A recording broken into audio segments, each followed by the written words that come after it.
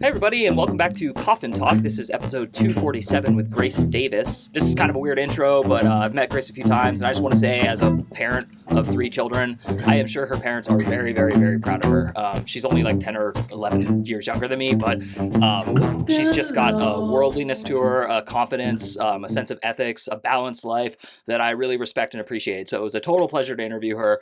She's full of wisdom. We could have gone on 9 million tangents, and like a lot of my interviews, I wish the interview could go on and on, but I also know that time is sacred to all of us, and also especially listeners. They don't want to just sit there. Well, I guess Joe Rogan's the best-selling podcaster ever with like 3-hour episodes, but whatever. I am not of that ilk, and nor would I ever be. I like to keep them somewhat short, but I just wanted to say that Grace is like an incredible human. So as you listen to this interview, and if you like her stuff, you can support her. She has a website. It'll be in the notes, as well as a podcast that's excellent. And especially if you know any people who are immigrants or were immigrants or are immigrating or just need help understanding like how America and how our culture works. That's what she's an expert at. So you can make this political if you want, because we live in weird times with ICE and also like other terrible attitudes towards immigration. But helping people is helping people. And I think Grace is doing the best job anyone can do to do that. And obviously I do support what she does, and I do support legal immigration. And I also support people as refugees and people leaving horrible crises and trying to be there for them. So I think there's always more to go around than people want to let on to. I don't think there's resource scarcity to any sort of level that people want to convince us that there is. And also I just think being good and being ethical pays dividends that being rich and having things will never pay. So that's my attitude. And that's me getting as close to the political edge as I'm going to get at the intro to Coffin Talk. The other thing I wanted to mention is I just want to say a giant thank you. Our numbers have been growing dramatically recently.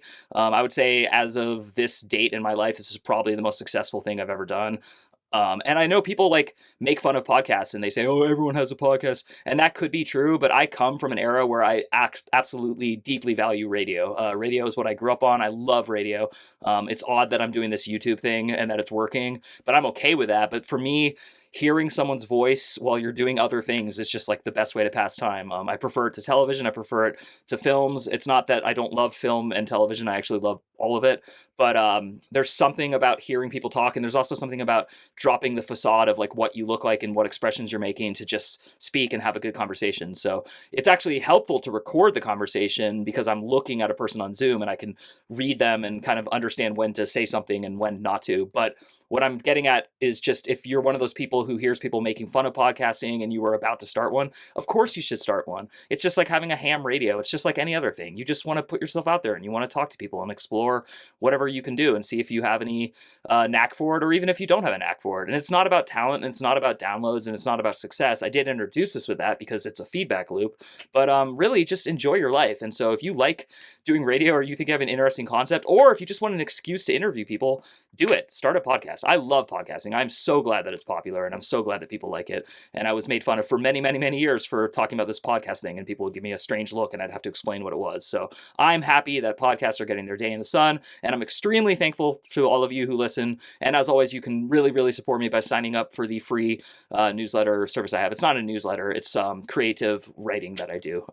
And they're always attempting to be entertaining, and I think all of them are. And I have enough people who pay me for them and like them to know that I do write entertaining stuff. So if you like to read and you don't like to read very long stuff, but you want something with some substance and you want some Mikey up in your life, please go over, sign up for it, and start reading. And if you don't do it, no worries. But thank you for listening to the podcast, and thank you for checking in. And this is Coffin Talk episode 247 with Grace Davis. See ya. Hi, everybody, and welcome back to Coffin Talk, Interviews with the Living, a weekly podcast that explores how our views on death affect the way we live our life.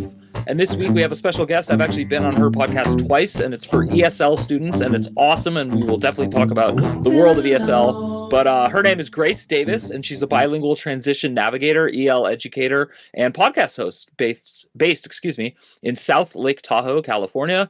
She helps, or actually, I guess it could be Nevada. She helps immigrants and adult English learners navigate systems, gain workforce skills, and build confidence through language and advocacy. She also hosts Speak English Confidently. That's the podcast I was referring to, supporting English learners on their personal and professional journeys. And according to my brother, she's from Iowa, which is something we have in common. And actually, I'll start with that, Grace. Are you originally from Iowa? Is that where you grew up? Yeah, definitely a small world and worth noting. So I'm glad your brother put that in there. I am from Iowa. I'm from Mount Pleasant, Iowa, which I believe you know is in southeast Iowa, right by Fairfield, which I believe is why we have a connection. Yeah. So small world. I did grow up there, and then I was in Iowa. I went to Iowa State University Oh, cool. for my bachelor's degree. So I was there until 22. Awesome. And then the Yeah. only standard questions we ask besides that one is how old are you and what Mhm. generation, if any, do you consider yourself a member of? Yeah, absolutely. I am 33, turning 34 next month, and I definitely identify as a millennial, and I think I can fit into a lot of those stereotypes if you want to get into it.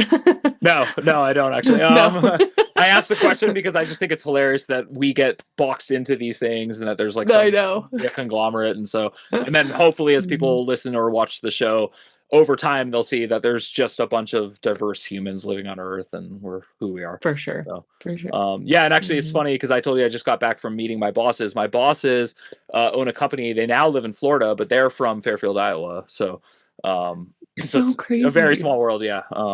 And Yeah, I just don't think that many people know about, well, Iowa in general. I get a lot of like, what's there? And yeah. then when you do know Iowa, it's like, okay, what part of the state? So I think this is really interesting that there's multiple people who know where Fairfield, Iowa is.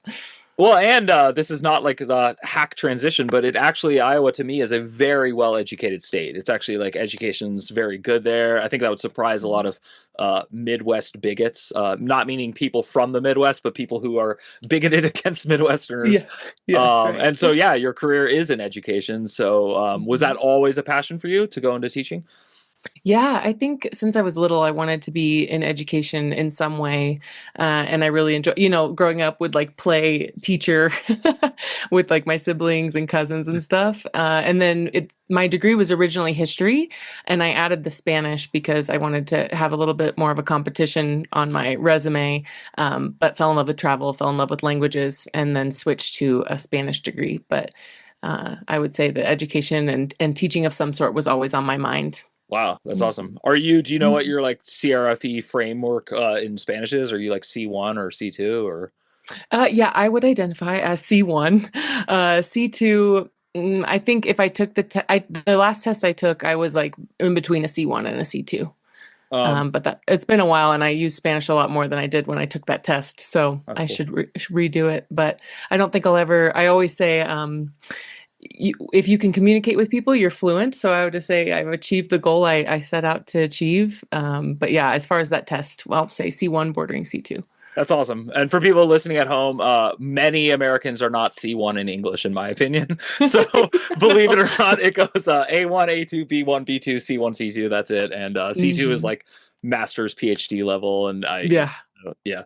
yeah, But even very C1 in tricky. English is hard. You'd have to like, Oh, yeah. absolutely. I think you mentioned that on my podcast. Like a Mhm. lot of native English speakers are probably around a B, some or even a B1, Yeah. Yeah. B2, like if you graduated high school. So it's really interesting how those tests work. And uh, Um, so have you traveled to other countries or have you actually lived in any?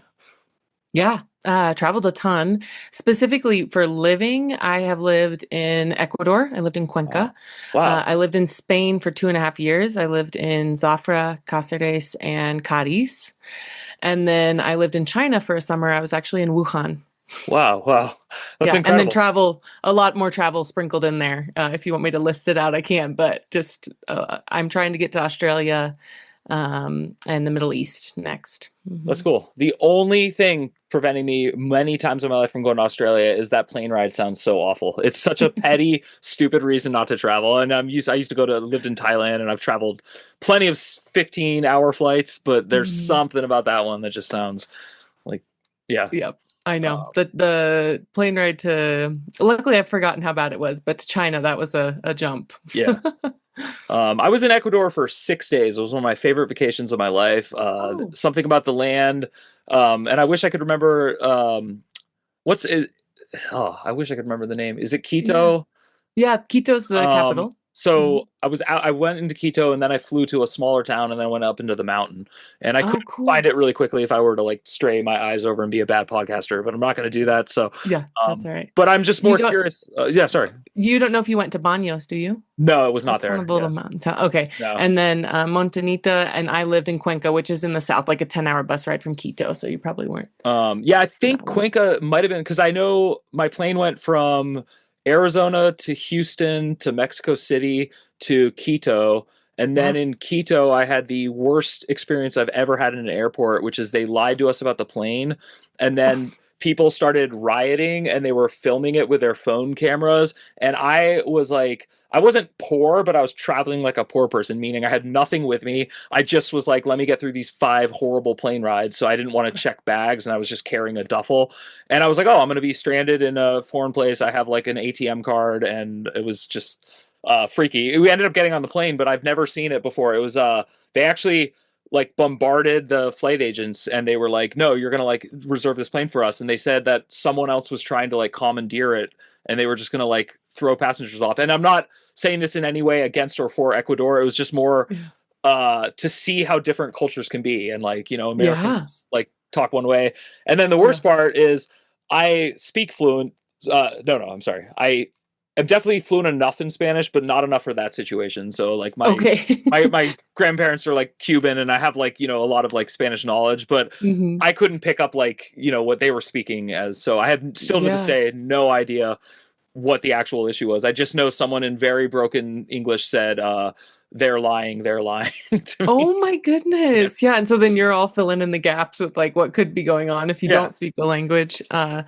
yeah, definitely. It's interesting. Oh, I just did a class this morning on social and cultural norms Hmm. and comparing across cultures. And we got into like policy and regulations and stuff like that and how different it is. And flights was one of them. I was like, oh, Wow. that's, yeah, That's cool. we could talk about this the whole hour. And actually, I am curious though. I do want to know, like, because to me, teaching ESL as Mhm. it went on for me for like 7 years, I did it. It actually just became cross cultural communication for me. It was just Yeah. like give and take and learning. And so that's my Mhm. favorite thing about it is just like to see like I'll never be able to look at America like an American and just think this is the only way or this is the best way.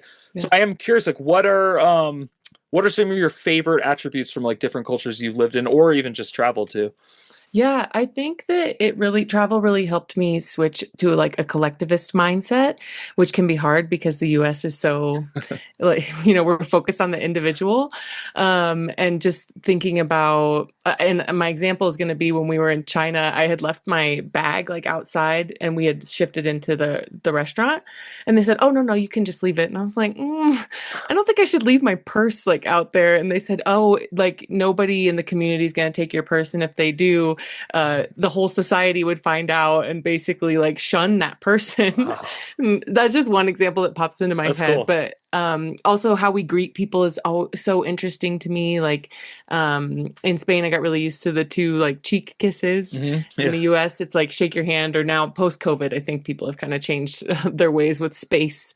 And then a big one for me is I mean, I haven't changed my practice, but as a teacher, I learned that some of my students from Somalia, eye contact was interesting because I told the parent during a parent teacher conference, I was like, well, she's really timid and she doesn't, it's kind of hard to get her to look at me when I'm talking to her. And he said, oh, she respects you. So she doesn't want to, show disrespect by looking at you. Because in our culture, that's a sign of respect to not look people in the eye. And I'm like, that's so interesting because in my culture, it's the opposite. I would say we do that to show confidence and respect.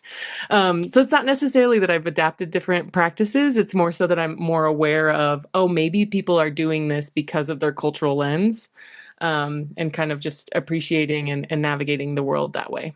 That's really interesting. I've never even thought about that. And I'm actually currently training a 4-year-old in eye contact because like Oh, yeah. and it's her tell. Like I can tell if she's trying to get away with something because she'll just look away and like won't look. But I guess in Yeah. a different culture that would be like, no, I'm looking away because I deeply respect you, father.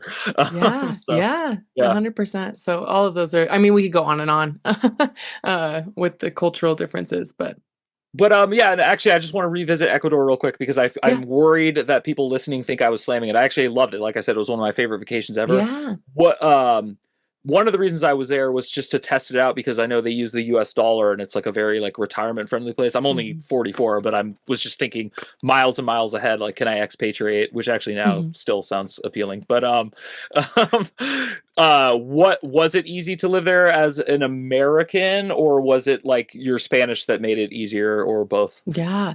I didn't think it sounded like you were slamming Ecuador. I thought it sounded more like, yeah, just observing different policies and regulations Cool. for, airlines. So, um, I loved Ecuador. I loved the people. I got to live with a host family while I was Cool. there.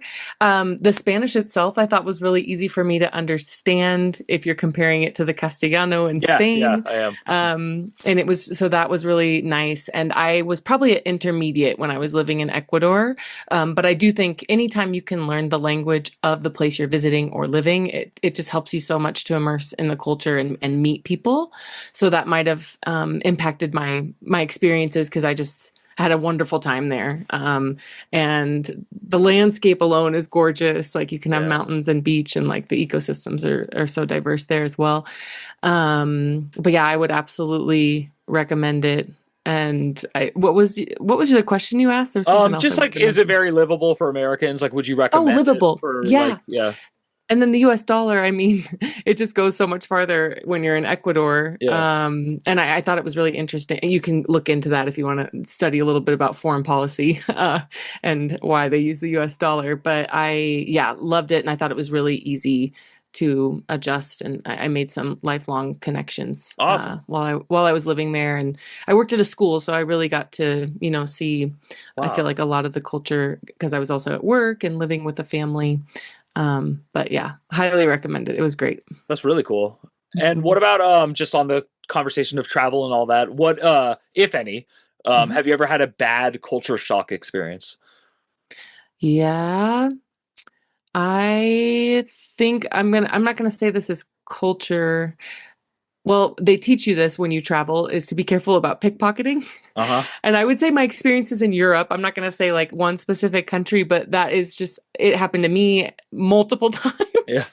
Some people might say that's my problem, but I've had other friends who struggled with that. And just like, you have to be much more, you just aware of your surroundings than I feel like I have to be in the US. Now, granted, in the US, there are spots, obviously, like any country. But that's one thing. And then another culture shock for me, I'm trying to think that you said, did you use the word negative?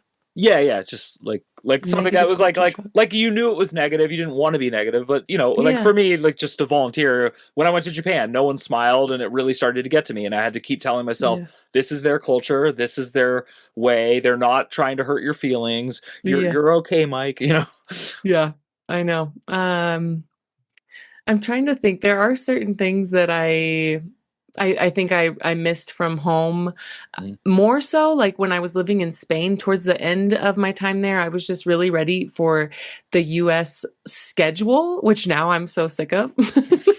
And I really wanted more of like a routine and like this is if we say we're starting at 10, we're starting at Yeah, 10. yeah. If I say I'm showing up at 5:30, I'm showing up at probably at 5:25. Yeah. But now I'm like kind of craving that again where it's like, oh, can we just be a little bit more relaxed? So Yeah. yeah, it's hard for me to use words like negative and positive because Mhm. I think it's more so just like, yeah, an adjustment. And it's like, this is the culture here, this is the culture there. And you can kind of pick and choose what you like. Yeah. And yeah, it goes in waves. It's really hard. The time thing is so hard for me. It's definitely the thing that I would say for me makes me the most undeniably American is I just am I adhere to it. I feel like a bad school child if I don't Hmm. show up on time or if anything 5 minutes early. And Hmm. yeah. And Yeah. it's interesting. And then I do think all of this is fake. There's so much fake pressure we put on ourselves in this culture in America. Yeah. And Yeah. yeah. We really do. Um And then I think food is always one that I absolutely love about other cultures. But then if you move to another place and maybe you don't have access to the grocery stores you're used to, or, depending on where you're living, it might not be the type of kitchen you're used to cooking in. So things like that would kind of pop up. But other than that, it was great. And you did ask me something I wanted to comment on yeah, about please. being an American in Ecuador. Interestingly enough, a lot of people either think this happened to me in Spain a lot too. They either think I'm Russian or German. So I didn't necessarily have that like American target until not target, but Yeah, like no, no, yeah. American, vibe until they actually asked me where I was from. And then it was usually just curiosity. People just they're like, "Oh, you're from the United States. Like, what's it like?" And always wanted to know if it's like the movies, right? Like, is it the same as high school in the movies? I'm like, not always.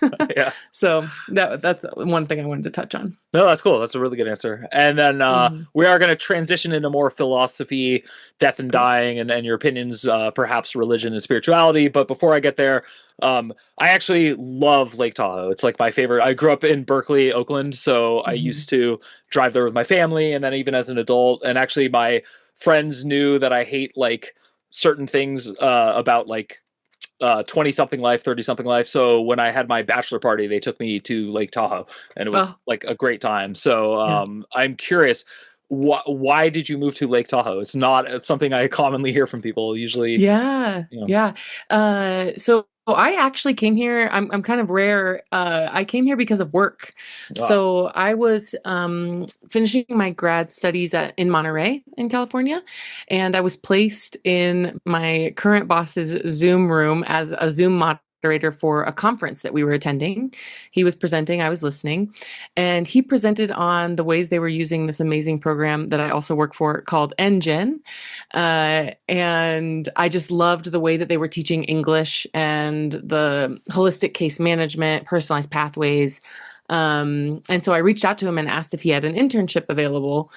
He said no, but then we met and he said, okay, I think I can figure out, an internship that would work. That led to a part-time job. And then a year later, he said, if you want the full-time job, you have to move here. Wow. And I was so anti-snow at this point, Mike, Yeah, because yeah. I had been, Iowa, and then I lived in Minneapolis for a bit when they Oh, had the wow. polar vortex in 2018. And I was like, I'm done with the cold. So I always told him I wasn't ever going to move here. And then I got the full-time job and I was like, okay, I'll give it a shot. And turns out in Tahoe, we get like it's sunny out like 360 days a year. You just have to be able to deal with shoveling snow. We do get a ton of snow, but it's not cold. Like it's Yeah. like 30 degrees. So it's really, really, I don't know, livable for me because I enjoy it and I snowboard and do all the snow sports. So Cool. yeah, my job brought me here, and I've really loved it, and I get to work with the Spanish speaking population here, and also use my um, degree in TESOL, which is teaching English to speakers of other languages, and then I'm still working with NGen as well. That's awesome. That's cool. I'm Yeah, very respect everything you're doing, and thank it's just you. interesting. And yeah, the coldest. I went to college in Pittsburgh, Pennsylvania, and I thought Okay. that was the worst thing ever. Then I lived in Ithaca, New York, and that was a million times worse. But actually, the like longevity of the brutal still winter in Iowa is still memorable to me because it's just like Yeah, endless, and it like yeah, it never is. stays cold. Hmm. Yep. So Could be yeah, October to May. I'm like, I yeah. need more. Yeah, that's cool. Mhm. So as you know, this show is called Coffin Talk, and the pivotal question we ask guests is, "What do you think happens when you die?" And the reason we ask it, though, is not just for like fun party game reasons, but we are trying to trace back: does that influence the way people live their life? Like, does the Mhm. thought of what's going to happen in any way influence you? So I've asked you a lot about how you've lived your life. So now we're going to try Mhm. to see if it has anything to do with that. So Yeah. I don't know if you prepared or not, but do you have an answer for what do you think is going to happen to you when you die? Hey everyone, if you're a fan of the show, please head over to mikeyop.com and click the subscribe button. It's the best way to support us, and it's free. That's MIKEYOPP.com. Thanks. Yeah, I actually do. And I really do think this impacts the way that I live my life. But I my quick answer is I do not know. And I don't think anybody truly knows. I like that. And lately my quote has been, I don't know why I've been thinking about death so much. Maybe my subconscious knew this podcast was coming up, but um the quote lately that my friends are really sick of hearing me say is 100 years from now, no one's gonna know my name and we're all going to die.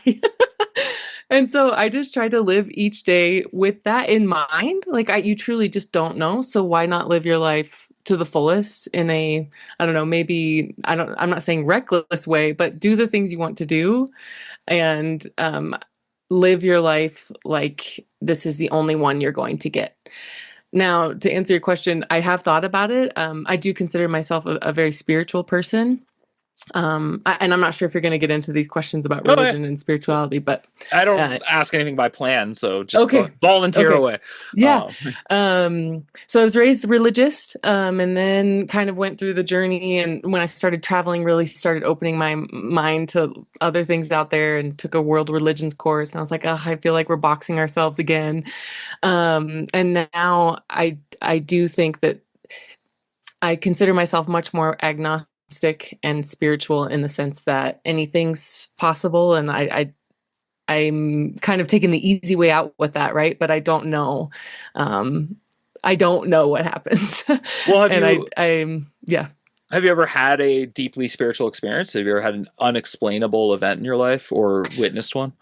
No, not in the sense of like miracles. I think that's where my brain goes when you ask me that. But I have experienced, and Mel Robbins has a great podcast on synchronicities. Yeah. And just like moments in life where I'm like, this seems way too, I don't, not spooky. It's like a beautiful coincidence. And it's kind of my moment where I'm like, I feel like there's something else out there and something else that's playing a part in what's going on.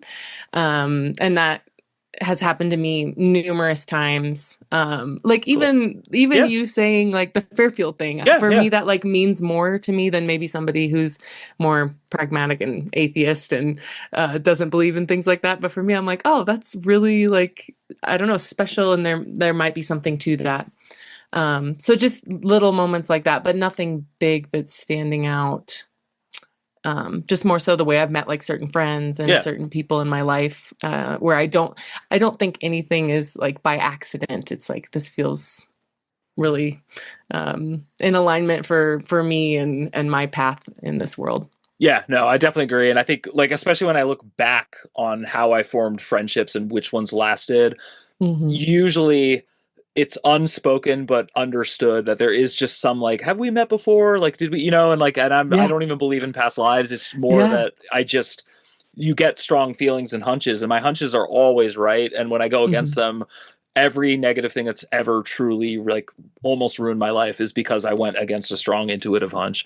Yes, Yeah. same. I would love to talk about intuition because Yeah, go. once I learned where I feel intuition, Hmm. and Where is that? it's so interesting to me that people have it differently. I was like, I Yeah. thought everybody felt it like mine's in my lower stomach, so my gut Yeah. for sure. Yeah.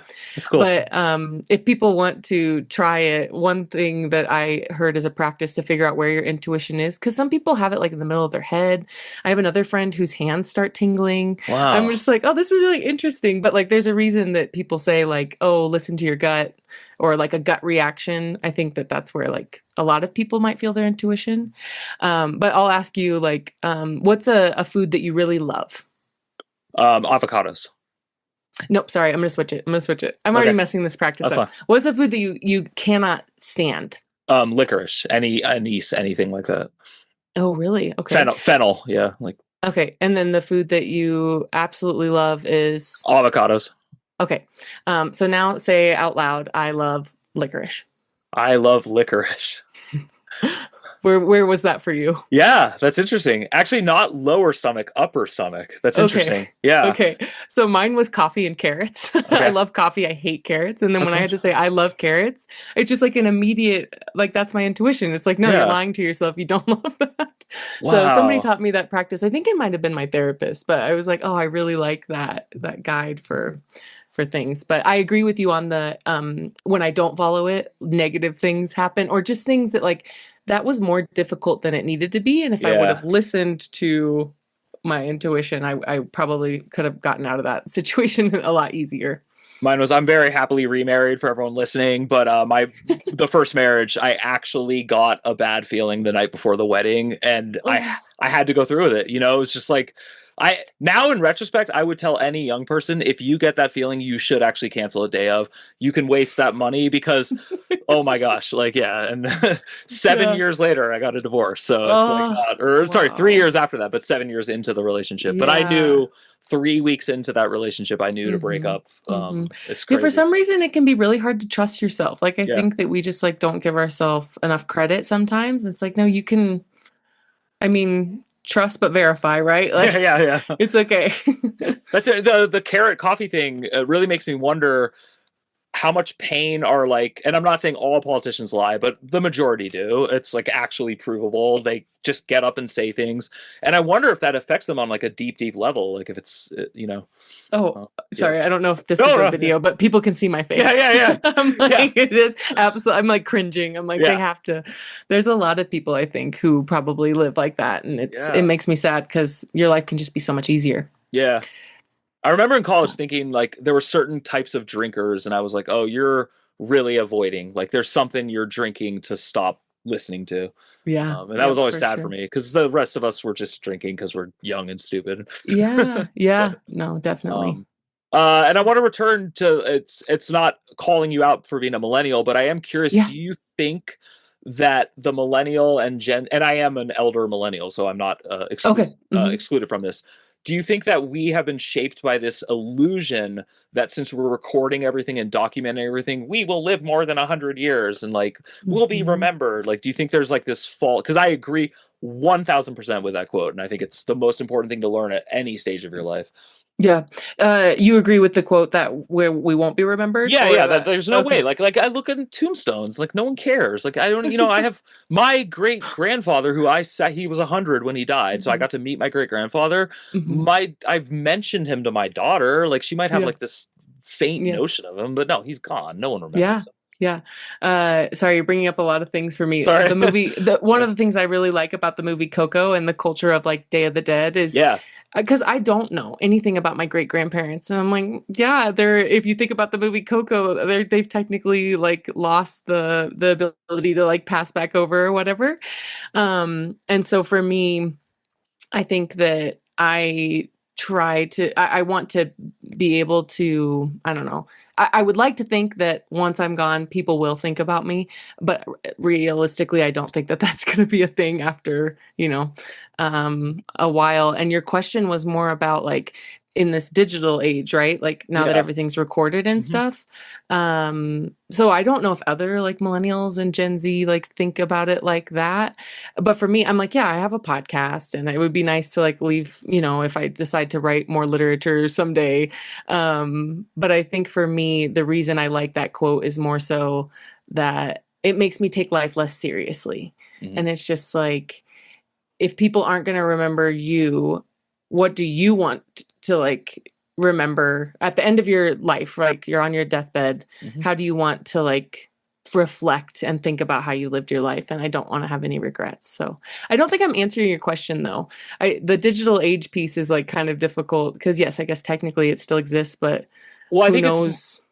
yeah, it's more that well, first of all, YOLO is a phrase from our generation and still being used, Yeah. and so that actually does not reflect what I'm saying. But I am like, okay, so I think the reason I'm asking it actually has to do, sadly, with I was a senior in high school when the Columbine shooting happened, Yeah. and I remember at the time thinking like these people kind of did it for fame and for revenge. Like there was clearly like anyone who like leaves behind journals and notes and all that. So I do feel like I think the reason I asked it, I don't think I was going here, is that there is like a tie-in to like the more violent you do, the more it's gonna like be in the attention sphere.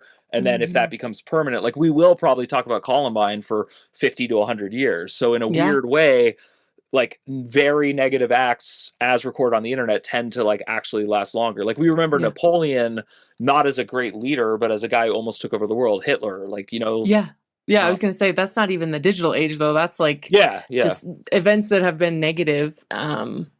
I don't plan to leave my I'm not trying to do anything negative. yeah, So yeah. I guess like for me, I just don't see it as something that will happen. Um but yeah, I mean maybe other people think that way just because I don't know. of Yeah, social media and uh all of and I think now with AI, people are getting really into like leaving, your AI. Have you, there's like movies on yeah. this, I've right? heard Like, it. Yeah, oh, I'm going to upload all of I think it's a Johnny Depp movie, but you yeah. upload your entire like essence into this AI version of you, and then you're technically still here, but you're not here. It's really Now you're creepy. talking about what I was asking without me Okay. Okay. I understanding got how. there. Yeah, no, no. This is exactly it. I'm like Okay. worried that Yeah. people think there's a way to live forever. I think that's Yeah. with technology Yeah. specifically. No, I don't. And that movie made me think about that. I'm like, it's still not. And if you see the end of that movie, like it's obviously disastrous. But I don't believe that um you can do that, and in the same sense of like I believe in a soul, right? And I don't Yeah. think if you do that that your soul is with you.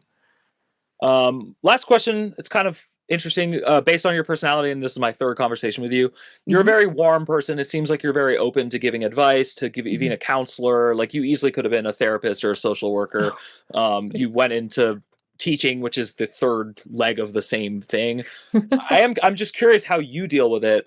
How do you cut yourself off from like too much concern for a student? Because that was a huge issue for Yeah. me for every year I taught. Like, do you have a Mhm. rule? Do you have a way of like knowing? Have you ever Yeah. stepped too far? And I'm not asking in like a bad way, just like, Yeah. yeah, So I can actually speak to that even more because as a transition navigator, that kind of dabbled more in the counseling social work world. And then as teachers, especially if you work with vulnerable populations, it can slip into that quite easily. yeah, And I was very intentional, and this would be my recommendation for people who are in this field.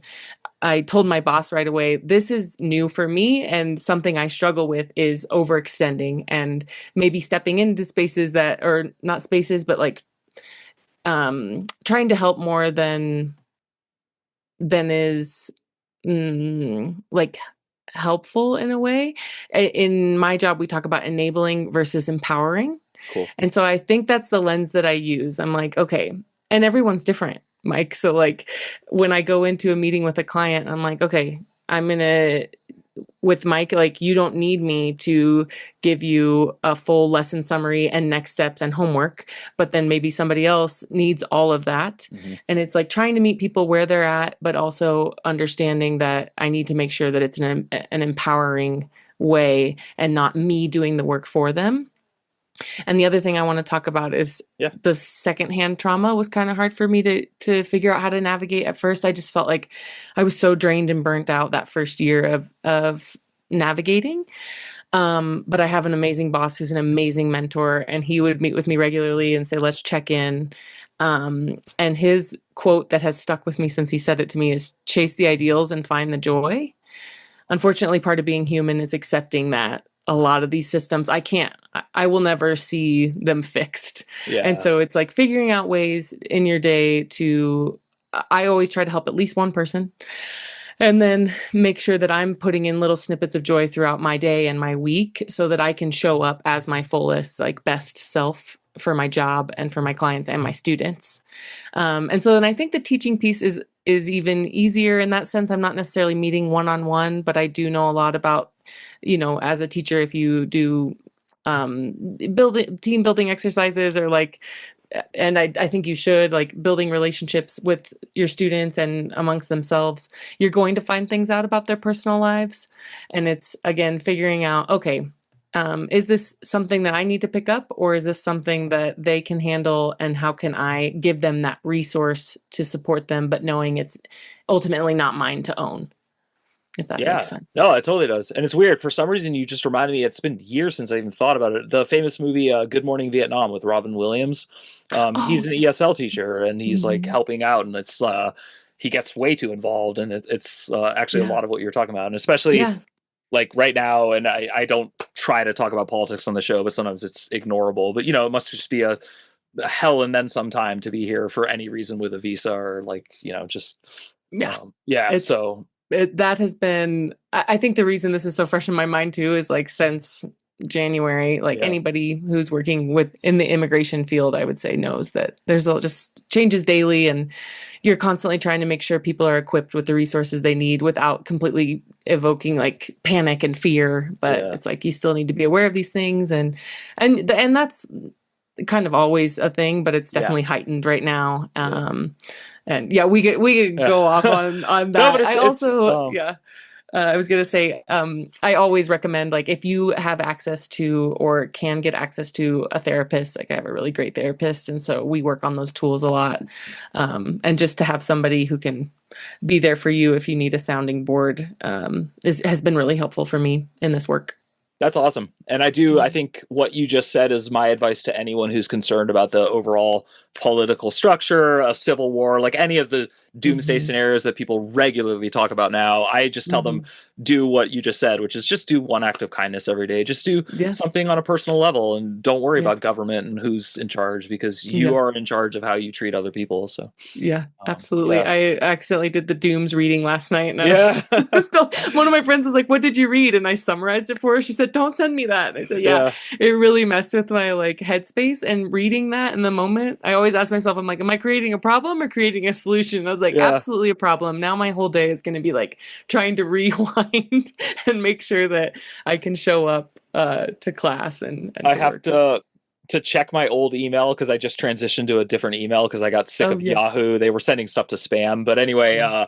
to check it now, I have to go to Yahoo and then go to Yahoo Mail. And even if I put the Yahoo Mail in, it still forces me to the Yahoo page and I have to see the Hmm. headline. So no matter Oh. what, to check my email, I have to see this horrible event. It's just like a collage. I mean, at this I point. know. Yeah. I know. So I'm only laughing because it's just so no, no, real. And yeah, it's yeah. like the second you see the headline, you're like, it's too late. I Yep. saw the headline.